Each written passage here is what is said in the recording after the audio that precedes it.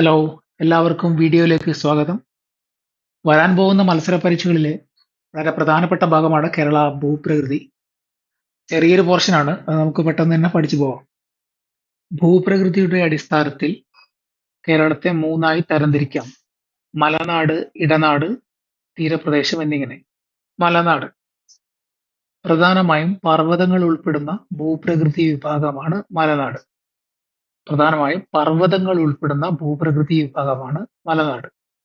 കേരളത്തിന്റെ ആകെ ഭൂവിസ്തൃതിയുടെ 48% മലനാടാണ്. സമുദ്രനിരപ്പിൽ നിന്നും ഏകദേശം 75 മീറ്ററിൽ കൂടുതൽ ഉയരമുള്ള പ്രദേശങ്ങളാണ് മലനാടായി കണക്കാക്കുന്നത്. കേരളത്തിന്റെ മലനാടിന്റെ ശരാശരി ഉയരം 900 മീറ്ററാണ്. കേരളത്തിന്റെ കിഴക്കു ഭാഗത്തായി മലനാട് സ്ഥിതി ചെയ്യുന്നു. മലനാട്. കേരളത്തിന്റെ എല്ലാ നദികളും ഉത്ഭവിക്കുന്ന ഭൂപ്രകൃതി വിഭാഗമാണ് മലനാട്. കേരളത്തിന്റെ മലനാട് പ്രദേശം ഭാഗമായി വരുന്ന മലനിരകളാണ്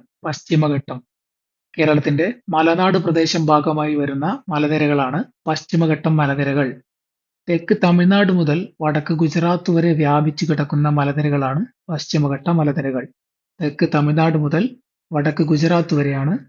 ഇത് വ്യാപിച്ചു കിടക്കുന്നത്. പശ്ചിമഘട്ടത്തിന്റെ തെക്കേ അറ്റത്ത് സ്ഥിതി ചെയ്യുന്ന മലനിരയാണ് അഗസ്ത്യാർകൂടം.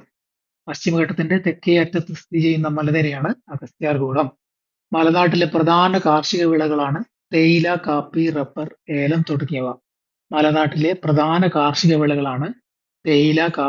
റബ്ബർ, ഏലം തുടങ്ങിയവ.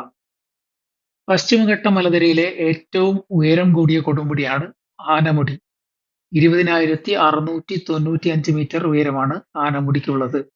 പശ്ചിമഘട്ട മലനിരയിലെ ഏറ്റവും ഉയരം കൂടിയ കൊടുമുടിയാണ് ആനമുടി.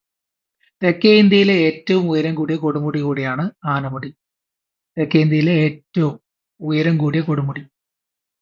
ആനമുടി സ്ഥിതി ചെയ്യുന്നത് ഇടുക്കി ജില്ലയിലാണ്.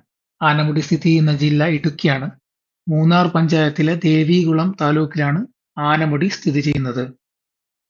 ആനമല, പളനിമല, ഏലമല എന്നിവ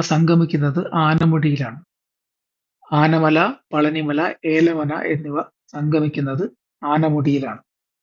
ഏത് ദേശീയോദ്യാനത്തിന്റെ തെക്ക് ഭാഗത്തായിട്ടാണ് ആനമുടി സ്ഥിതി ചെയ്യുന്നത്? ഇരവികുളം ദേശീയോദ്യാനത്തിന്റെ തെക്ക് ഭാഗത്തായിട്ടാണ് ആനമുടി സ്ഥിതി ചെയ്യുന്നത്. ആനമലയുടെ വടക്ക് ഭാഗത്ത് സ്ഥിതി ചെയ്യുന്ന പ്രധാന സുഖവാസ കേന്ദ്രമാണ് നീലഗിരി.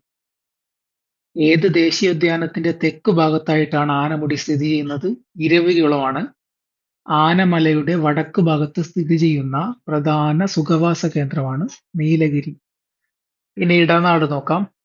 സമുദ്രനിരപ്പിൽ നിന്നും 7.5 മീറ്റർ മുതൽ 75 മീറ്റർ വരെ ഉയരമുള്ള പ്രദേശങ്ങൾ അറിയപ്പെടുന്നതാണ് ഇടനാട്. എന്ന് വെച്ചാൽ 7.5 മീറ്റർ മുതൽ 75 മീറ്റർ ഇടയിലുള്ള പ്രദേശത്തെ അറിയപ്പെടുന്നതാണ് ഇടനാട്. ഇടനാടിന്റെ കിഴക്കേ അതിര് മലനാടും ഇടനാടിന്റെ പടിഞ്ഞാറേ അതിര് തീരപ്രദേശവുമാണ്. ഇടനാടിന്റെ കിഴക്ക് ഭാഗം മലനാടും പടിഞ്ഞാറ് ഭാഗം തീരപ്രദേശവും. ഇതിന്റെ ഇടയിലാണ് ഇടനാട് സ്ഥിതി ചെയ്യുന്നത്. മലനാടിനും തീരപ്രദേശത്തിനും ഇടയിലായി ചെറുകുന്നുകളാലും താഴ്വരകളാലും സമൃദ്ധമായ പ്രദേശമാണ് ഇടനാട്. കേരളത്തിന്റെ ആകെ ഭൂവിസ്തൃതിയുടെ 42%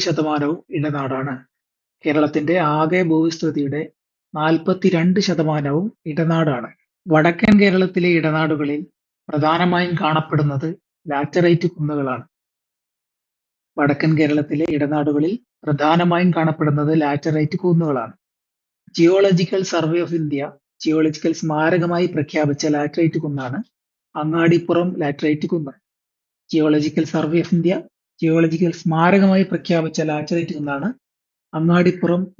കുന്ന്. ഇടനാട്ടിൽ പ്രധാനമായും കാണപ്പെടുന്ന മണ്ണിനമാണ് ലാറ്ററൈറ്റ് മണ്ണ്. റബ്ബർ, തെങ്ങ്, കുരുമുളക്, കശുവണ്ടി, അടയ്ക്ക, ഗ്രാമ്പു, മരച്ചീനി, നെല്ല്, വാഴ എന്നിവയാണ് പ്രധാന കൃഷിവിളകൾ.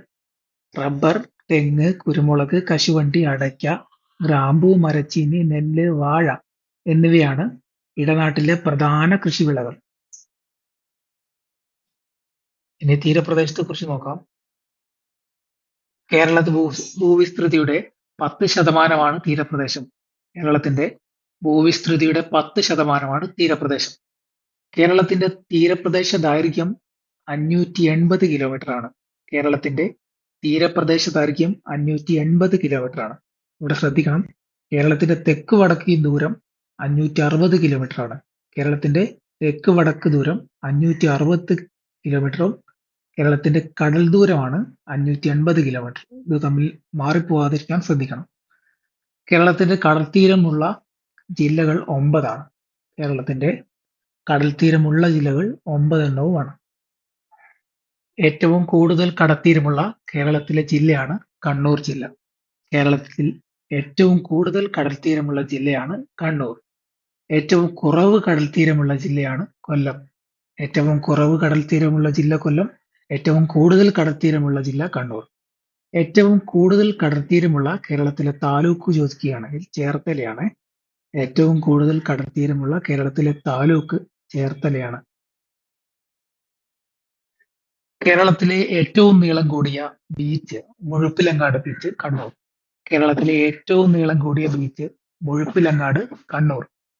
തീരപ്രദേശത്ത് കാണപ്പെടുന്ന പ്രധാന റേഡിയോ ആക്റ്റീവ് പദാർത്ഥങ്ങളാണ് ഇൽമനൈറ്റ്, മോണോസൈറ്റ് എന്നിവ.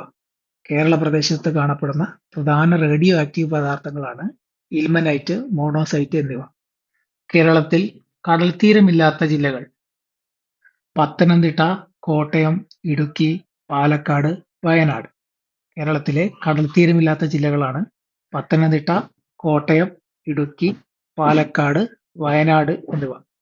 കടൽത്തീരമില്ലാത്ത ഏക കോർപ്പറേഷനാണ് തൃശൂർ കോർപ്പറേഷൻ. കടൽത്തീരമില്ലാത്ത ഏക കോർപ്പറേഷനാണ് തൃശൂർ കോർപ്പറേഷൻ. തീരപ്രദേശത്തെ പ്രധാന കാർഷിക വിളകൾ നെല്ല്, തെങ്ങ് എന്നിവയാണ്.